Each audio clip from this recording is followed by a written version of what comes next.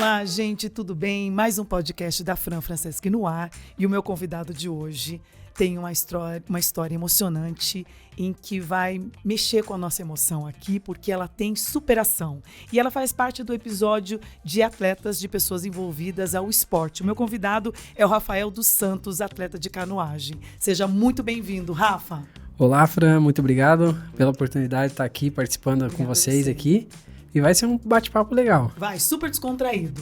Com certeza. Rafa, eu vou ler só um pouquinho da sua história, porque eu achei tão legal, e vou até usar minha colinha aqui para vocês saberem mais sobre ele. Então vamos lá, eu vou começar a contar a sua história aqui e depois a gente vai desenrolando ao longo da nossa conversa, Ok. tá? Em 2007, ele foi confundido com segurança e ficou entre a vida e a morte após ser baleado por disparos de armas de fogo. Com isso, ficou com apenas metade dos movimentos da perna esquerda. E foi em 2013 que ele conheceu a paracanoagem e se filiou ao Clube de Regatas Curitiba e à Confederação Brasileira de Canoagem e à Federação Paranaense de Canoagem. E a partir daí tudo mudou na sua vida. Sim, tudo mudou. Cara, vamos começar pela essa história punk. Como tudo aconteceu resumidamente e como tudo isso mudou a sua vida. Então, eu sou envolvido do esporte desde os 4 anos de idade. Então, Uau. sempre gostei do esporte. Na época, meu pai frequentava a academia de capoeira. Eu comecei a frequentar, comecei a gostar. Tudo isso aqui em Curitiba? Tudo isso aqui em Curitiba. Uhum. E até os dias do acidente, eu praticava ainda capoeira. E em 2006, eu entrei numa empresa onde o pessoal fazia corrida de rua. Fui convidado para ir, gostei, comecei a me destacar nas corridas de rua. E quando foi em 2007 que aconteceu o acidente, interrompeu minha carreira na corrida onde eu estava me destacando. Eu trabalhava de freelance de segurança, onde eu tomei 4 tiros. Aí um dos tiros pegou na coluna, né? Onde me deixou com movimento, menos movimento na perna esquerda, né? Perdi o movimento totalmente do pé esquerdo. Então, aí foi onde começou a mudar a minha vida, né? E em 2008, eu sempre morei com meus avós, na verdade, né? Foi eles que me criaram. E em 2008, eu tentei me matar pela primeira vez. Daí Deus falou, não, você vai ficar mais um pouquinho aí. Aí em 2009, tentei novamente contra a minha vida e não deu certo. Aí Deus falou, não, tem uma proposta para você. Aí foi onde deu aquele virada de chave. E na sequência de eu tentar contra a minha vida, minha avó teve um AVC, onde ela ficou sequelada. E eu estava totalmente dependente dela, né? Uhum. Porque eu tive que aprender a fazer as minhas necessidades como uma criança, andar como uma criança, né? Aprender tudo de novo.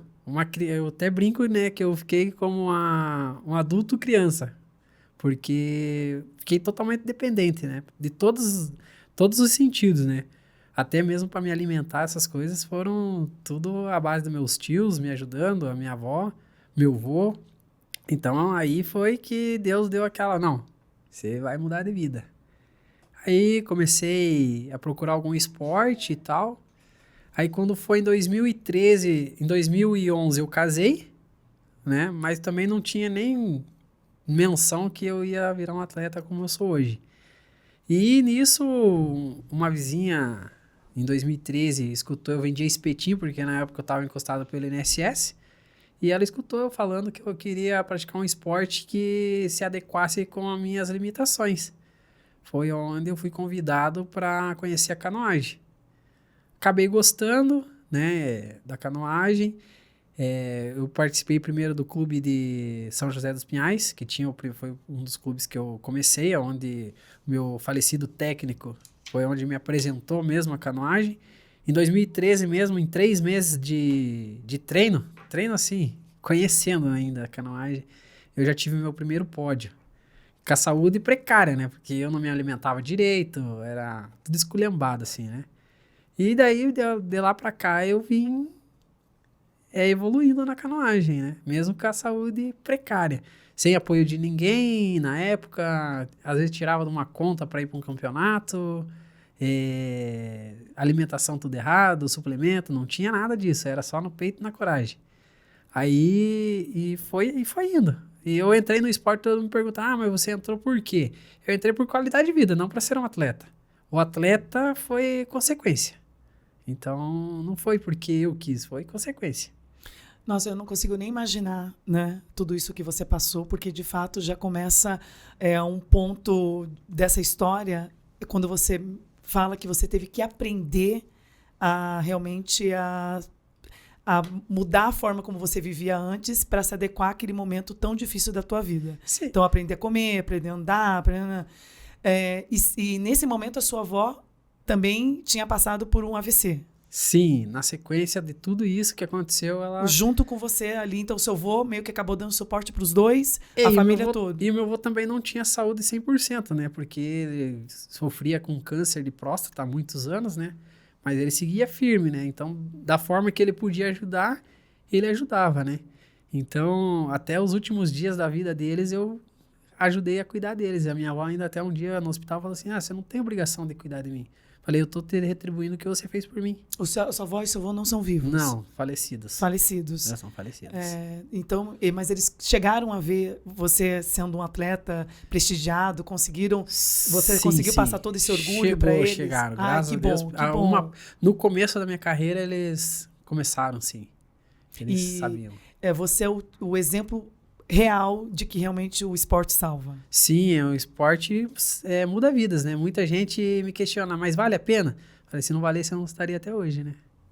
E o que você, de tudo isso que você passou, que realmente foi uma reviravolta, você tirou como aprendizado e você entende por que você teve que passar por aquilo?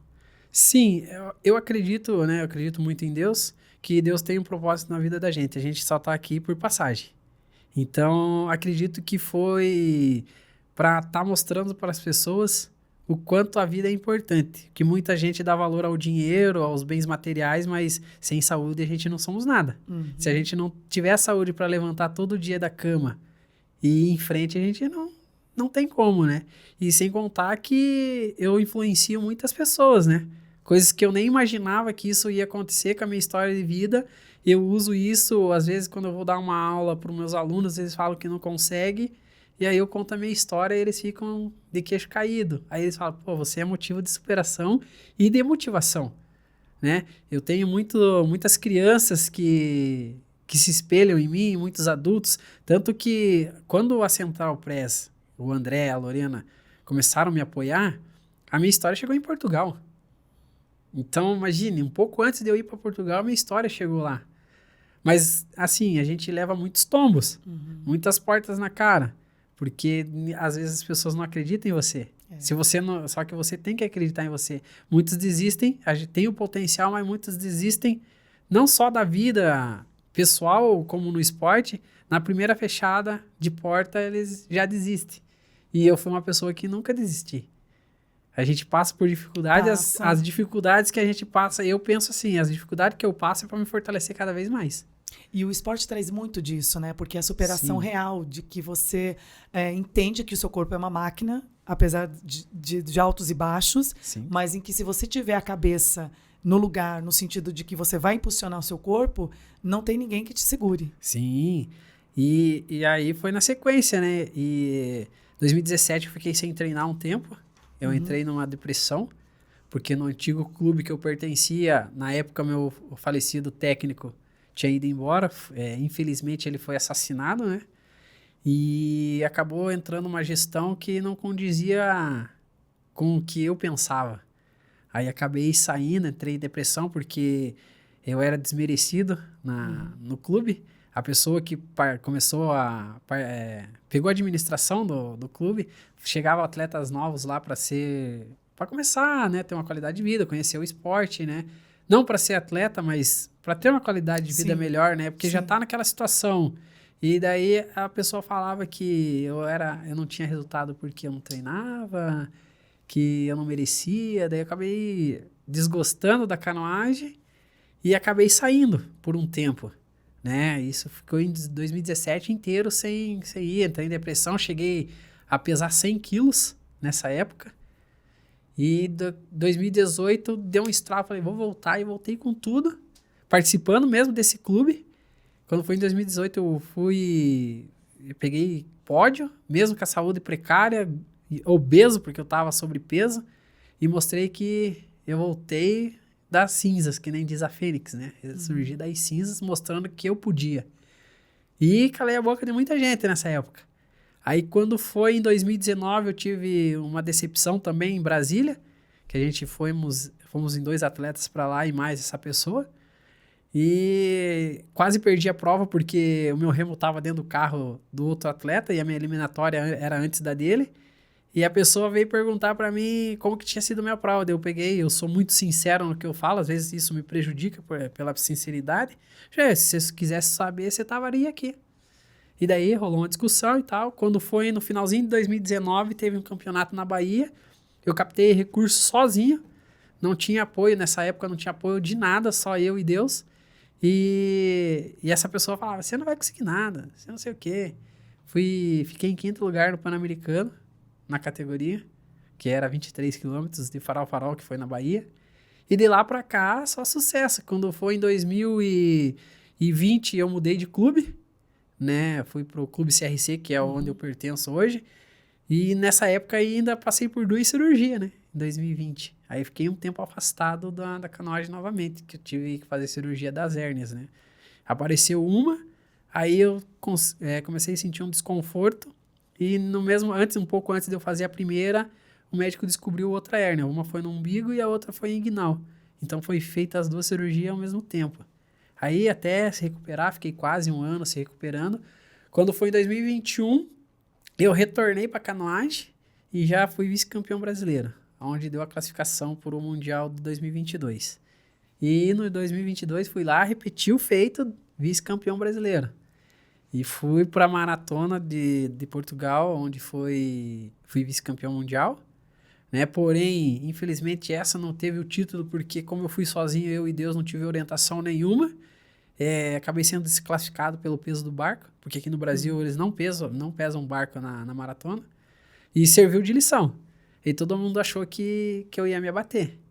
E ano passado eu fui campeão brasileiro. Hoje eu só tô campeão brasileiro da maratona, 10 km e meio. E já tem Croácia já definido. Sou 4º melhor do mundo do ano passado na Dinamarca. Que show. E já tem passe para Croácia. Já tem passe para Croácia. Que show. Parabéns. E assim, você falou que já tinha vivência desde os 4 anos com esporte. Sim. Que foi qual o seu primeiro esporte com 4 anos?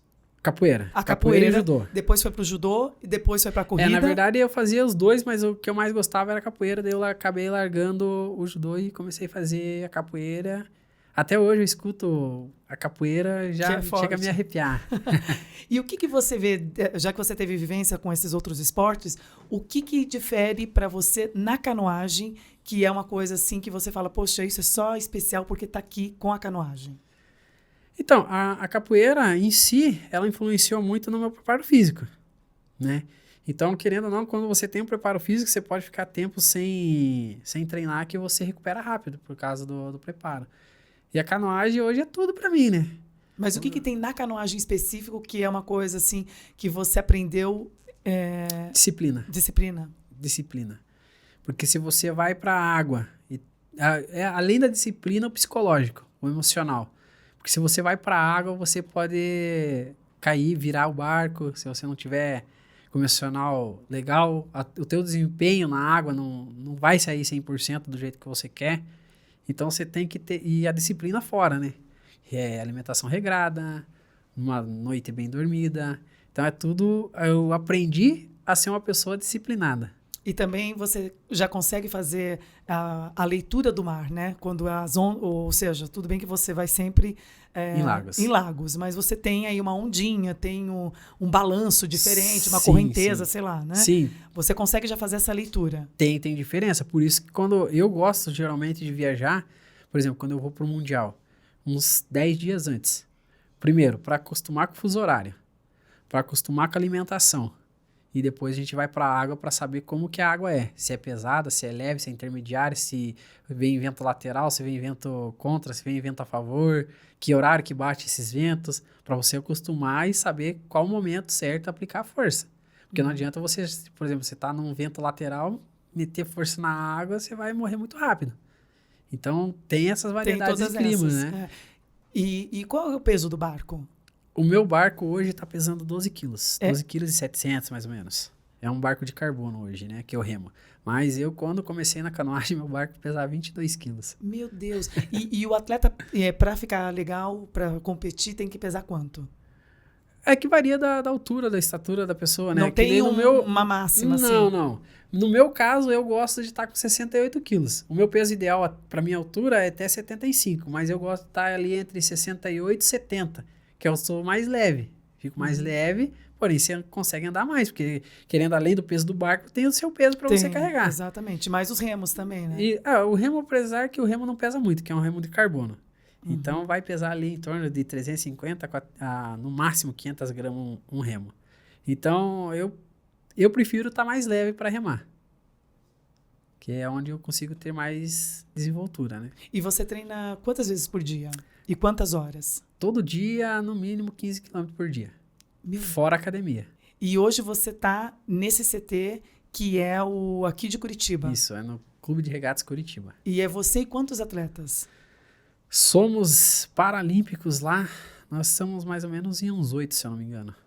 E daí tem o pessoal olímpico, em torno fechando, assim, deve dar uns 20, 30, quase 30 E hoje atletas. você tem um suporte de ajuda para alimentação, de preparo, psicólogo, essas coisas, ou não? Então, essa parte é a mais complicada, né? Eu tenho os apoiadores. Por exemplo, tenho o psicólogo do esporte, que me ajuda com o trabalho dele, eu divulgo o trabalho dele, eu tenho massoterapeuta, eu tenho a farmácia também, que faz os manipulados, eu tenho a nutróloga, mas é tudo como trabalha, né? Nada financeiro. Aí, financeiro, eu tenho 2 pessoas que sempre tá me ajudando, né? Que é o seu Paulo e o seu Edmundo.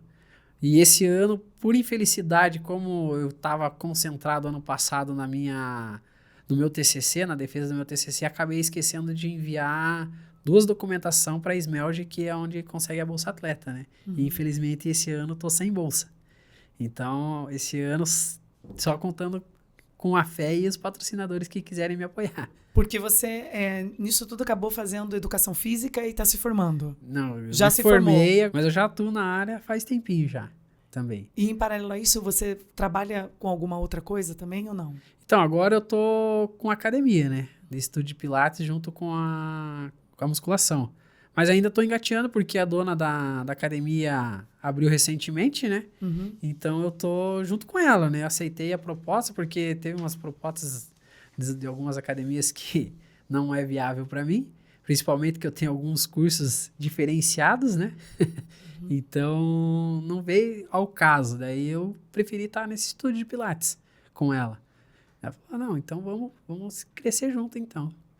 E, Rafa, agora voltando lá também nessa questão de tudo isso que aconteceu com você, e todas essas, né, deu para ver que o que você contou aqui, você é uma pessoa que também super se desafia, no sentido de realmente mostrar para aquela pessoa que ela está totalmente errada e que, com certeza, você sabe quem você é, você sabe aonde você quer chegar e você não dá muitos ouvidos para as críticas, né? Porque nem sempre são as pessoas que vão te levar ao pódio junto. Mas o que você vê a mudança do Rafael antes do Rafael de agora? Acredito que antes do acidente, eu acho que eu não seria um atleta e muito menos estaria casado. Né? Eu era muito baladeiro. Eu gostava de festa. Não tinha um sentido. Exato. E a coisa ruim acabou meio que te dando um sentido positivo. É que nem minha falecida avó falava, né? Tem males que vêm para bem. Então, graças a Deus, veio pro bem. Né? Então, eu acho que acredito que eu não seria um atleta hoje. E ter conquistado o que eu conquistei até hoje. E ter essa questão, né? da ambição positiva, né? Sim. E que nem você falou das críticas, muita gente leva as críticas pro lado pessoal e acaba ficando magoado, chateado, né? Eu sou pelo contrário. As críticas para mim servem para me fortalecer. Por isso que eu cheguei onde eu tô. Então, para mostrar para aquelas pessoas que acham que eu não tenho qualidades, eu mostro para eles que tenho. E quem que é hoje a pessoa que você realmente sabe porque que vai te dar aquela crítica, mas que vai ser construtiva? Tem a minha companheira de treino, que é a Drica Azevedo. Eu admiro muito ela porque, além dela ser uma para-atleta, ela tem um filho autista. Então, ela também tem muita superação. Então, eu admiro muito ela. Eu tento me espelhar na disciplina que ela tem. Porque, olha, eu vejo muitos atletas, mas ela supera cada dia mais. Então, ela é uma pessoa que eu me espelho bastante. E, Rafa, muitas pessoas acabam olhando a pessoa com uma deficiência, né? Aí acaba sendo um atleta, como no seu caso, com um olhar, assim, às vezes de, poxa, de tristeza, né? Isso acaba sendo meio que automático. Como que você enxerga isso e convive com isso? Então, existe até hoje, né? Esse olhar de dó. Às vezes a pessoa fica te olhando, aí eu às vezes pego e explico a situação. Eu não tem que olhar com dó. A gente é uma pessoa normal, simplesmente com uma limitação. E eu falo que nós não somos deficientes, e sim eficientes. O deficiente é aquele que acha que a gente não é capaz de fazer aquilo, entendeu? Então, preconceito vai ter sempre. As pessoas te olhar com preconceito, que eu sofri preconceito dentro de casa mesmo. Então, isso vai ser, acredito que é até uma cultura no Brasil, o preconceito, entendeu? Então, eu tiro até de brincadeira, porque se você for levar a sério todas as horas que as pessoas começam a tirar sarro da sua cara, porque ele anda mancando, ou porque aquele cadeirante e tal, a gente acaba entrando na pilha, acaba entrando na depressão. Então, eu acho que a pessoa deficiente é aquelas que acham que a gente é deficiente, mas a gente somos capazes e às vezes até melhores do que aquelas pessoas que não têm uma deficiência. E agora, voltando assim para esse cenário do esporte, né? Você, nesse cenário paralímpico, né? Você acredita que ainda o Brasil tem muito que evoluir, ou você já vê que nos jogos mesmo já se fala com mais atenção, com mais carinho para esses atletas especiais? Então, em questão paralímpicos, o Brasil é uma potência em todos os esportes paralímpicos. Tanto que nos quadros de medalhas, a gente tem muito mais medalhas do que os olímpicos. Só que ainda falta um pouco de observação sobre nós. Por exemplo, as Olimpíadas passam na TV. As paras você não vê passar. Vai ver no YouTube com rede internacional para você assistir ou TV fechada. Onde o esporte não é tão conhecido porque não tem as mídias falando sobre canoagem. Porque o esporte do Brasil é futebol, um pouco o vôlei e o basquete, olha lá. Mas sobre outros esportes é difícil você ver na TV. Até canoagem mesmo, né? Sim, e a canoagem para nós brasileiros foi inédito, né? No caso olímpico, com Isaquias Queiroz, ele foi uma lenda, é uma lenda hoje, que foi o único atleta que conseguiu 3 medalhas num único episódio de uma Olimpíadas. Então, e ainda assim, não é tão reconhecido. Por exemplo, a gente teve campeonato ano passado em Curitiba, que ninguém ficou sabendo.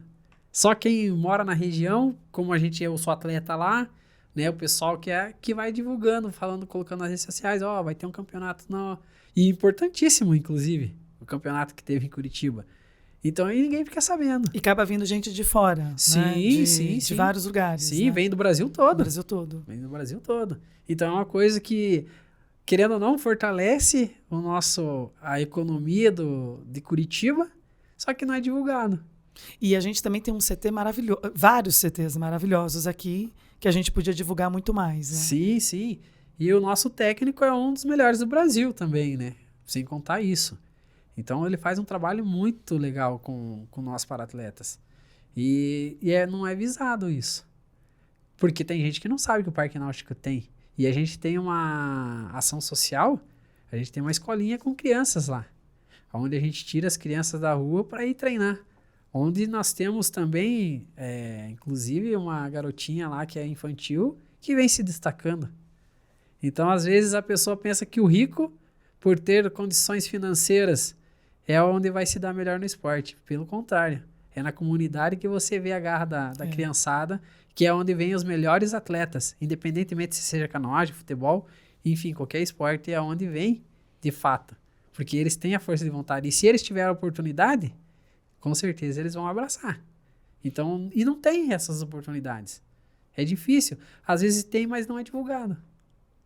E vamos falar o nome do seu técnico? Vamos exaltar, porque realmente são pessoas em que vivem 100% não só porque amam o esporte, mas também porque enxerga que o esporte salva, que o esporte, como essa comunidade que vocês ajudam, ou seja, é uma comunidade de fato que vai ajudando 1-1, né? Sim. Como que é o nome do... É o Cleverson. E ele já foi campeão, já... Ele também participou há muitos anos. Ele tem uma boa experiência com canoagem, né? Então, uma das nossas atletas é a 7ª melhor do mundo nos campeonatos de velocidade.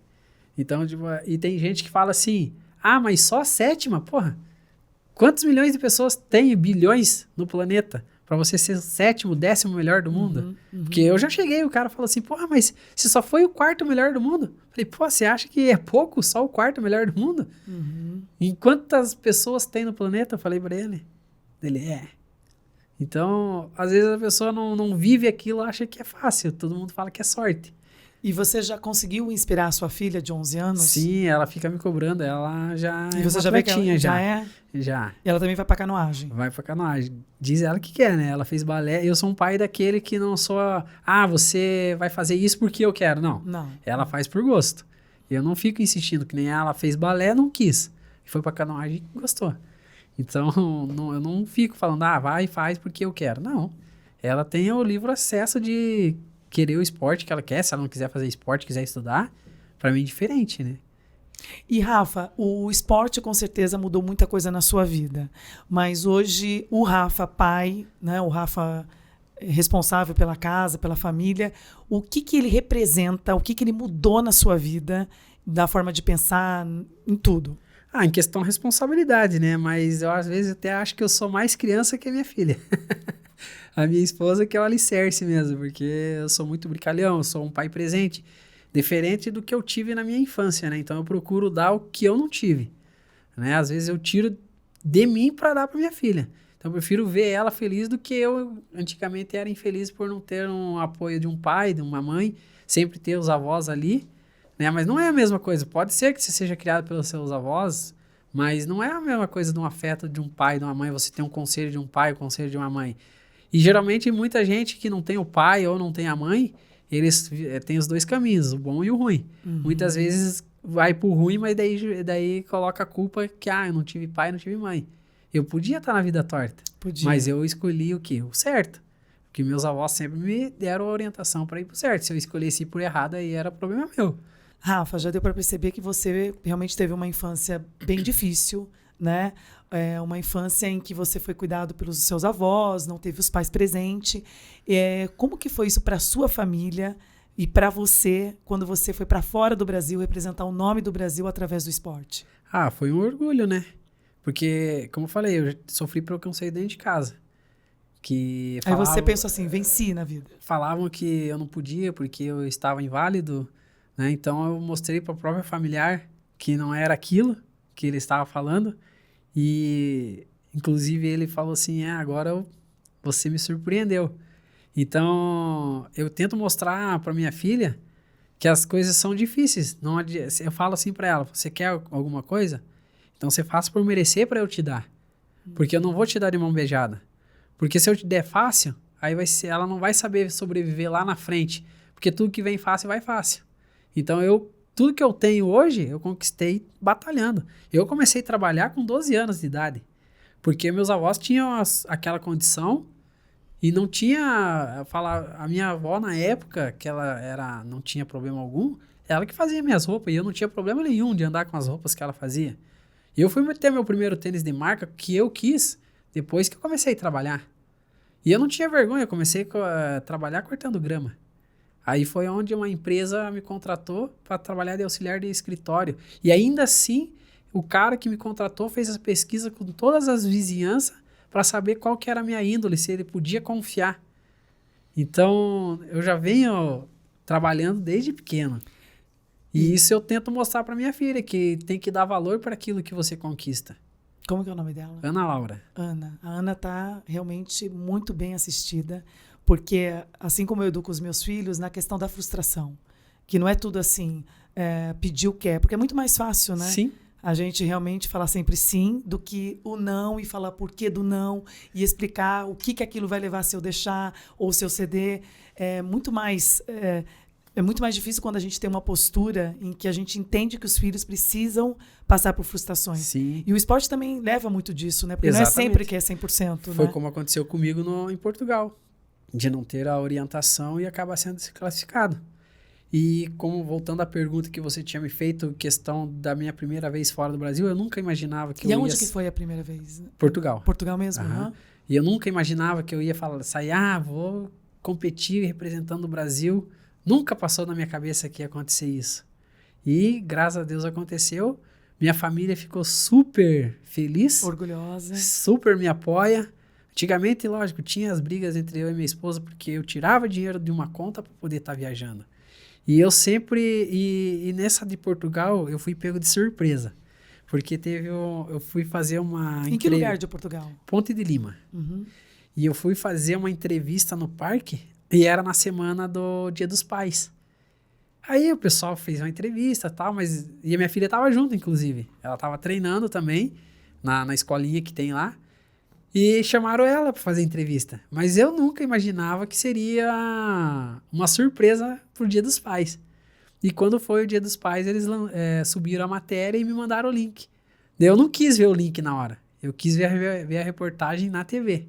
E aí eu vi, aí a repórter perguntou para ela o que eu era para ela.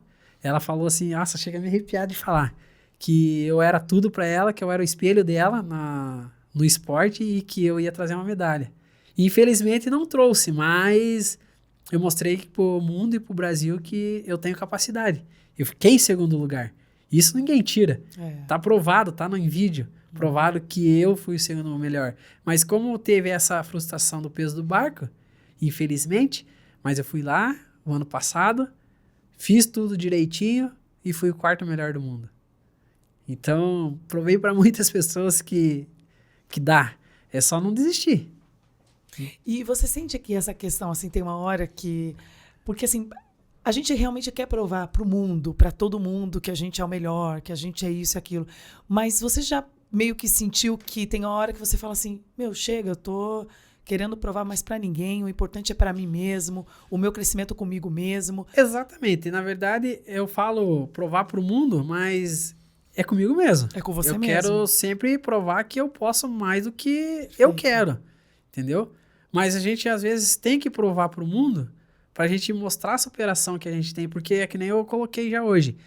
As pessoas, às vezes, não têm uma deficiência, mas murmura da vida, levanta, não sei o quê, Exato. o que eu vou fazer? Não, obstáculo, como eu falei, tá aqui essa xícara, você tem que pular ela. Às vezes a pessoa prefere passar pelo lado dela, só que ela vai cair e vai retornar. Agora, se você pular, cair, você já passou aquele obstáculo. Então, os empecilhos é a gente que coloca na nossa vida. A gente tem que pular. Se tem que pular, vamos pular. Não passar pelo lado que é mais fácil, porque depois você vai retornar, às vezes é até pior aquele retorno. Então eu sempre procuro estar seguindo, falando, não, eu sou melhor, eu vou conseguir fazer o melhor. E sempre assim. Questão de dieta, por exemplo. É duro você estar seguindo uma dieta, uma pessoa está comendo uma coisa gostosa do seu lado. Exatamente. E você... Então, já começa por aí a disciplina. Eu, todo começo de ano, eu faço uma dieta chamada cetogênica. E essa dieta não é todo mundo que pode fazer, e outra, é acompanhado pelo nutricionista ou nutróloga, porque você zera o carboidrato. Então, é uma coisa difícil. Daí você tendo um filho pequeno, né? Vai lá, compra um lanche ainda. Ela brinca comigo ainda. Pai, tá gostoso. Então, mas é foco de não... Mas é uma forma de mostrar pra você que você tem que segurar a onda. Porque se você, por exemplo, essa dieta cetogênica, se você tiver no último dia e comer o carboidrato, não adiantou de nada, você começa do zero.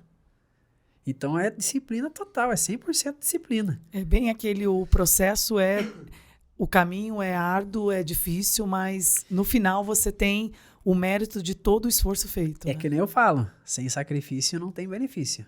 Então a gente às vezes faz algumas renúncias na vida da gente. Porque quantas vezes a minha filha falar para nós sair num domingo e eu não querer sair porque eu tava me concentrando pro Mundial. Isso é duro. A gente fica sentido. Mas ela, pai, mas é só um pouquinho. Mas só que aquele pouquinho você pega uma pessoa negativa, tudo aquilo que você conseguiu construir, que você já tá ali focado, vai por água abaixo. Sim. Então, hoje, ela entende isso. Que ela, no final do ano, a gente sai, vai pra praia, brinca e tal. Quando vira o ano, ela já sabe que até no final do ano não vai ter passeio, porque eu me guardo, porque eu tenho que me focar.